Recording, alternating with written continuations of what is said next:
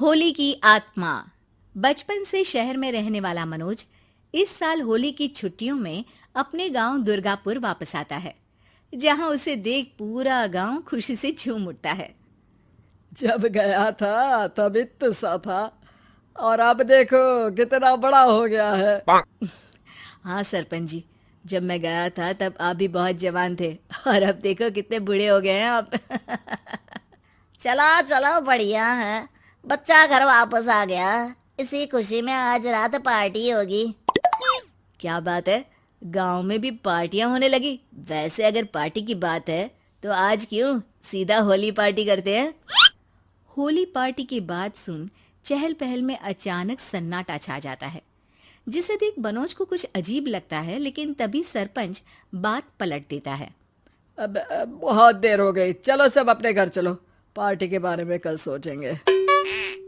मनोज भी mummy papa के साथ घर आ जाता है, पर होली पार्टी और उस पर पूरे गांव की खामोशी वाली बात अभी तक उसके जहन से निकलती नहीं।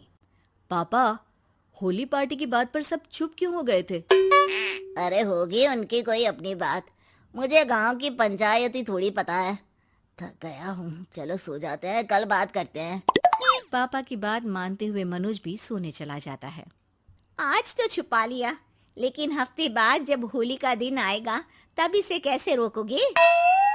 अगली सुबह सूरज के साथ ही मनोज भी गांव घूमने निकल जाता है, जिस पर रास्ते में उसे अपनी ही उम्र के कुछ लड़के भी मिलते हैं, जिनसे दोस्ती कर अब वो उनके साथ घूमने लगता है।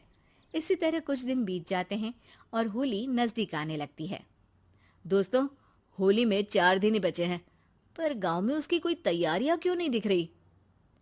क्योंकि यहाँ होली नहीं मनाई जाती। अरे पर ऐसा क्यों?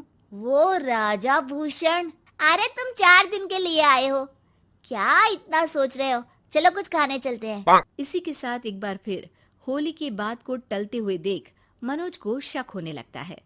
वो घर पहुंचते ही इंटरनेट पर अपने गांव और राजा भूषण के बारे में जानकारी निकालने लगता है। क्या? मुझे आज तक ये नहीं पता था। ऐसा कैसे? किसी ने मुझे कुछ बताया क्यों नहीं? सारी जानकारी लेने के बाद मनोज गांव वालों या अपने मम्मी पापा से कुछ पूछे बिना खुद ही उसकी सच्चाई के बारे में छानबीन करने लगता है, जिसके चलते वो राजा भूषण की हवेली में पहुंचता है। वाह, क्या हवेली है यार। पर क्या यहाँ सच में कोई भूत है? हेलो भूत जी, कोई है क्या?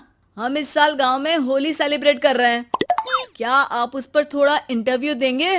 मनोज के ऐसा बोलते ही गांव में तूफान उठ जाता है और हवेली में रखी सारी चीजें हिलने लगती है। एक अदृश्य शक्ति मनोज को धक्का देकर हवेली से बाहर निकाल दरवाजा बंद कर लेती है।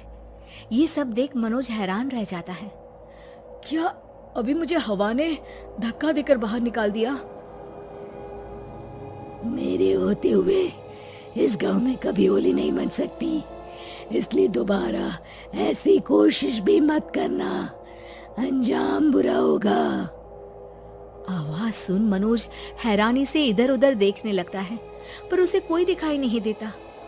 वो गांव वापस आ जाता है, जहां तूफान की वजह से सब कुछ तहस महस हो चुका होता है। आखिर ये तूफान आया कैसे? ना ऐसा कोई मौसम था और ना ही हमने होली का त्योहार मनाने की बात की थी। सरपंच की बात पर कोई रिएक्शन दिए बिना मनोज चुपचाप अपने घर चला जाता है। इस तरह देखते ही देखते होली का दिन भी आ जाता है और मनोज रंग लेकर गांव में निकल जाता है, लेकिन गांव पूरी तरह खाली होता है। अरे त्योहार का दिन है, धूमधाम की जगह मातम क्यों मनाया हुआ है? मनोज की आवाज सुन सब अपने घर की खिड़कियां खोल के घर के अंदर से ही उसे वापस जाने के लिए कहने लगते हैं, पर वो किसी की नहीं सुनता। तुझे पहले भी समझाया था, अगर होली खेलने की कोशिश भी की तो अच्छा नहीं होगा। अरे बात मान लो बेटा, तुम्हें सच नहीं पता। मुझे सब पता है। सालों पहले इस राजा ने एक अंधविश्वास फैलाया और आप लोग आज तक उसे मानते आ रहे हो। अरे बेटा, जब तुम पैदा भी नहीं हुए थे उससे भी बहुत पहले से इस गांव पर होली का श्राप है। अगर गांव में होली का त्योहार मनाया जाता है तो प्रलय आना पक्की बात होती है। राजा भूषण इस सब में नहीं मानते थे और त्योहार मनाने लगे, जिसके चलते होली वाले ही दिन पहले उनके बेटे की और फिर उनकी मृत्यु हो गई। तभी से गांव की रक्षा के लिए उनकी आत्मा उस हवेली में रह रही है। सबकी बातें सुन मनोज उलझन में पड़ जाता है। सोचना भी मत मनोज, अगर तुमने इस परंपरा को तोड़ने की कोशिश भी की तो उसका परिणाम इस गांव और गांव के लोगों के लिए अच्छा नहीं होगा। मुझे भी यकीन नहीं हो रहा कि आप लोग एक बेतुकी बात को मानकर सालों से रंगों के त्योहार को मातम की तरह मनाते आ रहे हो। मनोज किसी की कोई बात ना मानते हुए पूरे गांव में रंग बिखेर देता है, जिसके तुरंत बाद वहां तूफान के साथ बिजलियां गरजने लगती है। अचानक मौसम में ऐसा बदलाव देख जहां मनोज कंफ्यूजन में आ जाता है, वहीं गांव वाले डर से सहम जाते हैं।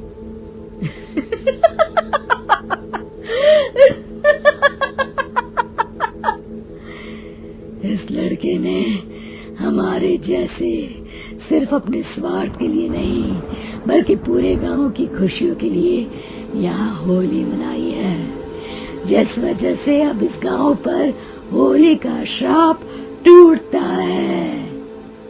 ऐसा बोलकर राजा का भूत वहां से गायब हो जाता है, जिसके बाद गांव के लोग धूमधाम से होली मनाते हैं।